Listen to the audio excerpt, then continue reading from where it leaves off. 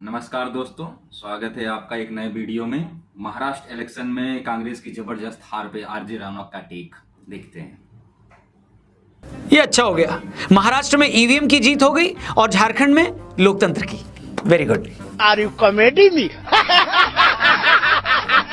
मतलब महाराष्ट्र का रिजल्ट देखो, कांग्रेस पार्टी वहां से ऐसे साफ हो गई जैसे हार्पिक डालने के बाद टॉयलेट साफ हो जाता है। मतलब जो महाआघाड़ी महाराष्ट्र में 200 सीटें लाने का दावा कर रहा था, उस पूरे गठबंधन को मिलाकर 60 सीटें भी नहीं आई। जो कांग्रेस पानी की टंकी पर चढ़कर हर रोज 100 सीटें लाने का दावा कर रही थी, वो कांग्रेस 20 सीटें भी नहीं जीत पाई।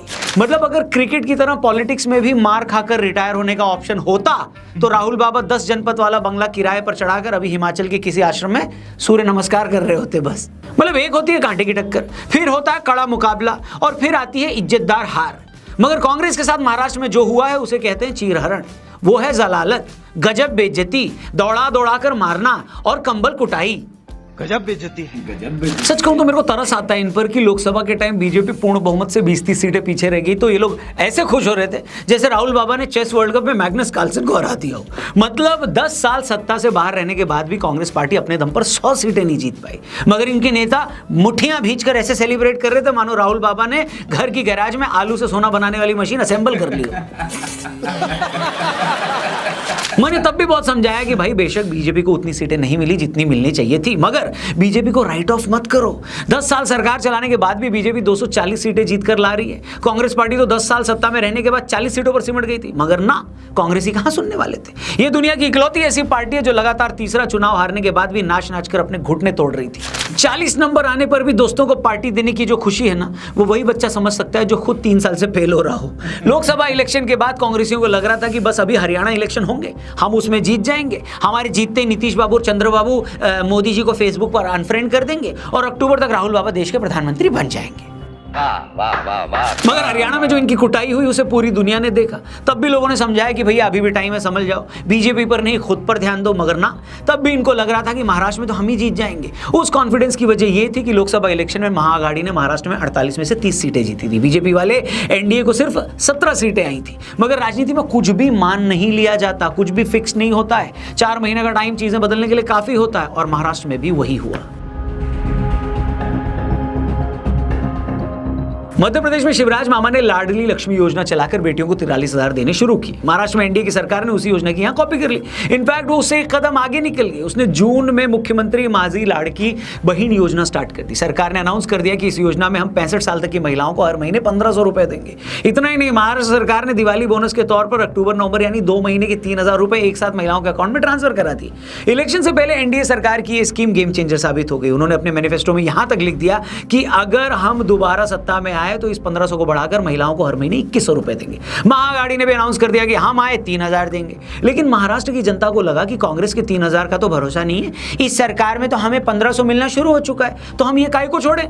तो ये तो एक फैक्टर था। इसके अलावा लोगों को सबसे ज्यादा गुस्सा उद्धव ठाकरे से भी था। शिवसेना का एक बहुत बड़ा सपोर्टर इस बात से नाराज था कि भैया हम तो आपकी पार्टी को बाला साहब की वजह से पसंद करते थे। बाला साहब ने सारी उम्र हिंदुत्व की बात की, आप लोग कांग्रेस से मिल गए। वो कांग्रेसी जो लव जिहाद के खिलाफ नहीं बोलते, वक्फ बिल के भी खिलाफ हैं वो लोग, जो राम मंदिर की प्राण प्रतिष्ठा भी नहीं गए। इन सब बातों से शिवसेना का वो वोटर बड़ा नाराज था जो सिर्फ हिंदुत्व की वजह से एक वक्त पर इस पार्टी से जुड़ा था। एक और फैक्टर जो बीजेपी और एनडीए के फेवर में गया वो था कटेंगे तो बटेंगे वाला बीजेपी का नारा। इस स्लोगन ने कहीं ना कहीं हिंदू वोटर्स के बीच में वर्क किया। बीजेपी हिंदू वोटर्स को कन्विंस करने में कामयाब रही कि आप लोग जाति से ऊपर उठकर अपनी हिंदू आइडेंटिटी पर वोट दो, और ऐसा लगता है कि इस फैक्टर ने काम भी किया है। तभी तो जब जनता ने महाआघाड़ी में शामिल हर पार्टी का सुपड़ा साफ कर दिया, आपको दिख रहा है। इसका अंदाजा आप इस बात से लगाइए कि एकनाथ शिंदे वाली शिवसेना को अकेले इतनी सीटें मिल गई जितनी कांग्रेस वाली महाआघाड़ी अलायंस को मिली अकेले। कम से कम जब मैं ये वीडियो रिकॉर्ड कर रहा हूं तब तक तो यही अपडेट है। लेकिन हाँ, कांग्रेस के लिए अच्छी खबर झारखंड से आई है, जहां जेएमएम के साथ उनका अलायंस जीत गया है। मगर झारखंड के बारे में एक्सपर्ट्स यही कहते हैं कि इतना छोटा स्टेट है कि उसके रिजल्ट का नेशनल पॉलिटिक्स पर कोई उतना असर नहीं पड़ेगा। जिस टाइम तक ये मैं वीडियो बना रहा हूं उस वक्त यूपी में भी बीजेपी ज्यादातर सीटों पर लीड कर रही है। बिहार में भी आरजेडी और कांग्रेस का महागठबंधन बुरी तरह हार रहा है। जो 3-4 सीटें महागठबंधन के पास थी वो शायद सभी सीटें बीजेपी और जेडीयू से वो हार गए। वेल कहने को तो ये रिजल्ट महाराष्ट्र का था, मगर इस रिजल्ट से कम नेशनल लेवल पर बहुत सारी चीजें क्लियर हो गई हैं। आपको याद होगा जब 4 जून के रिजल्ट में बीजेपी को अपने दम पर 30 सीटें कम मिली तो बहुत सारे एक्सपर्ट्स ये कह रहे थे कि अगर बीजेपी हरियाणा और महाराष्ट्र में सरकार नहीं बना पाती तो सेंटर में भी वो बहुत कमजोर हो जाएगी। अब ये मानकर चलो कि इस रिजल्ट के बाद बीजेपी सरकार का तो कुछ नहीं बिगड़ने वाला, उल्टा अगले साल बिहार में जो इलेक्शन है उसमें बीजेपी नीतीश बाबू के साथ अच्छे से बार्गेनिंग भी कर पाएंगे। कांग्रेस की लीडरशिप वाला इंडिया अलायंस और कमजोर होगा। इस रिजल्ट के बाद अब ये भी क्लियर हो जाएगा कि असली शिवसेना और असली एनसीपी कौन सी है।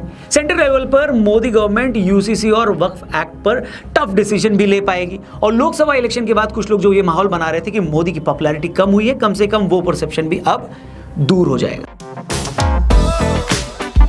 कांग्रेस के भी फायदे। अब आप बोलेंगे रौनक भाई क्या सब कुछ बीजेपी और एनडीए के लिए अच्छा हुआ है, क्या कांग्रेस के लिए कुछ अच्छा नहीं हुआ? हेलो, मैं आपको बताता हूं कि कांग्रेस के लिए क्या अच्छा हुआ इन सारे परिणाम रिजल्ट्स को देखकर।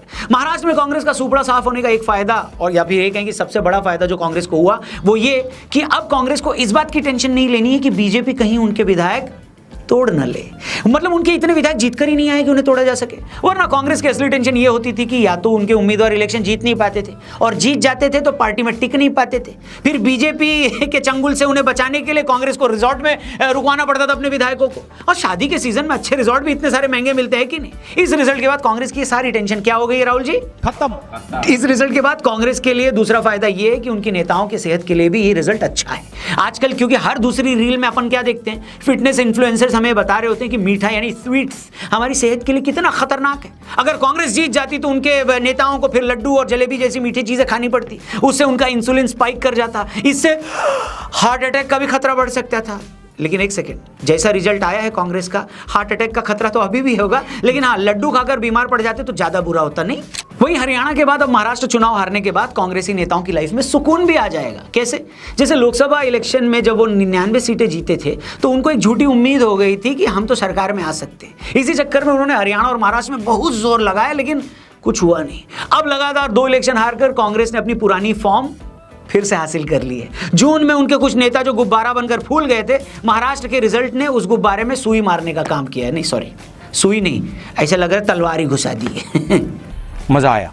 पार्टी के बड़े लीडर्स भी इस गलतफहमी में आ गए थे कि हम तो अब पीएम बनने वाले हैं। इसी चक्कर में बेचारों के फॉरेन ट्रिप्स पर थोड़ा सा लगाम लग गया था, वो कम हो गया था। पहले जहां वो हर हफ्ते विदेश जाते थे, जून के बाद वो महीने में सिर्फ 3 बार ही फॉरेन ट्रिप पर जा पा रहे हैं। स्ट्रगल देख रहे हो बेचारों की? नहीं, हम कोई मंदिर का घंटा है कि कोई भी आके बजा जाता है। And last but not the least, election हारने का सबसे बड़ा फायदा कांग्रेस को यह हुआ है कि अब 5 साल तक कम से कम राहुल जी को यह नहीं सुनना पड़ेगा कि महाराष्ट्र के 2 सीनियर कांग्रेसी नेता सीएम बनने के लिए लड़ रहे हैं। मतलब चाहे पंजाब में अमरिंदर सिंह और सिद्धू, राजस्थान में अशोक गहलोत और सचिन पायलट हों, और छत्तीसगढ़ में टीएस सिंहदेव और भूपेश बघेल हों, ये लोग तो 5 साल आपस में सीएम बनने के चक्कर में ही लड़ते रहे, और बेचारे राहुल बाबा को हर बार रेफरी बनना पड़ता था।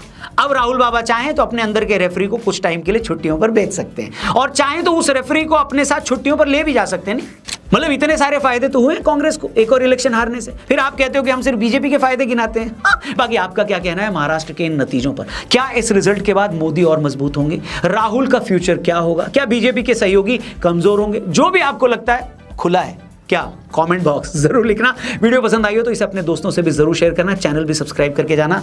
जल्दी मिलते हैं एक और कड़क वीडियो के साथ। यहीं पर अपना ख्याल रखिए। Thank you for watching. जय हिंद, वंदे मातरम।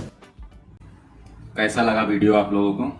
जैसा भी लगा हो कमेंट कीजिएगा, शेयर कीजिएगा, वीडियो को लाइक कर दीजिएगा। और अगर आप चाहते हैं कि मैं रौनक भाई के और वीडियो पे रिएक्ट करूं, कमेंट में पिन कीजिएगा।